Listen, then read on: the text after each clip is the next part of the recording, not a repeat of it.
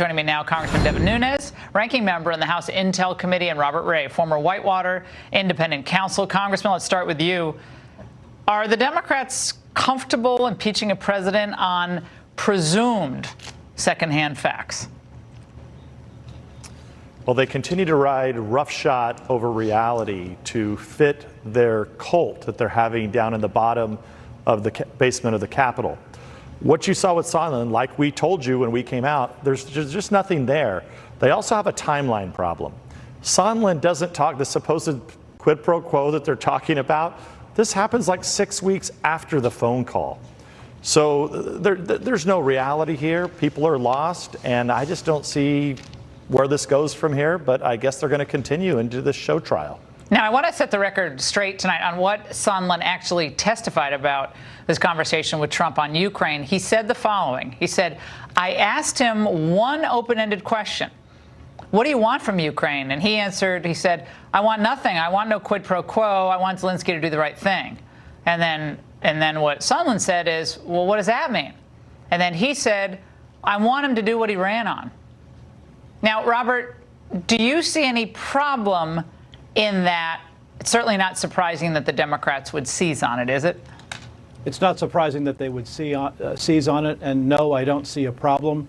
And I've listened to the Democrats all day long, including Democrats that, should be respected, like Leon Panetta, say that this is meets a clear definition of bribery. I respectfully disagree. I don't think that's the case at all. And language like what is likely to occur or what is presumed to be involved here is not sufficient to prove what you'd have to prove under these circumstances, which would be an explicit quid pro quo. So, when I hear everybody, jumping up and down to say that this is a clear case of bribery and this is clearly impeachable and the evidence is overwhelming, I think everybody, again, should take a step back and actually look at what he said. And also, Congressman Nunes is correct. Go back to the call itself. If you look at the call and you look at the context of the call, there's not enough to say. Read the transcript. Yeah. Right, read the transcript. There's not enough to say that your conclusion is that there's clear and unmistakable evidence that criminal activity was afoot. The idea that you're going to impeach a president, forget the roaring economy and all the other challenges we face with China, a year out from a presidential election, on some, Devin Nunes, opaque interpretation of what they think he meant, and a kind of a freewheeling conversation about the president, the parliament, the Europe's not paying enough money in aid, and Trump's like, look into this, some of this stuff. It is ridiculous. It is a bastardization of what we know impeachment was. No, it's scandalous. What have we learned? What have we learned so far, Laura? This is what we know for sure. Donald Trump hates aid. He thinks Ukraine is corrupt. He doesn't believe they're going to change. So That's does the what World we know Bank. from Ambassador Sondland and others. We also know there's another important thing that we know. The bureaucracy there, they don't like Donald Trump. They're really mad that the EU ambassador is going to Ukraine. They're mad that the president and obviously people in the White House do not trust our ambassador in Ukraine. That's really what this is all about. It's about bureaucrats that were upset, and now they're trying to make up something to move towards impeachment, and the timelines don't even match up. Robert I think that's right. Real quick, because I want to ask you about Mulvaney. They're trying to bring in Mulvaney, but real quick on this.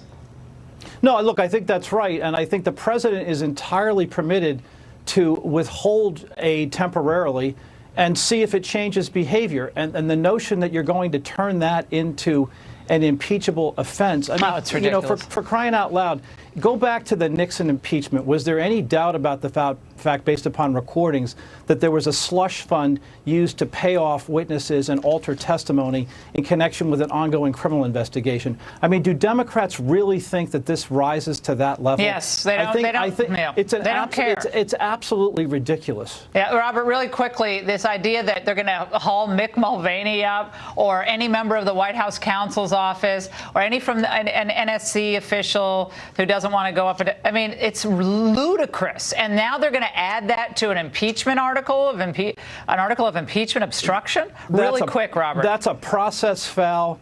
And the American people are not going to be deceived or affected by the notion that in a separation of powers question, you're going to turn that into an impeachable offense. That's also equally ridiculous. Congressman Nunes, does Bolton show up to testify, yes or no?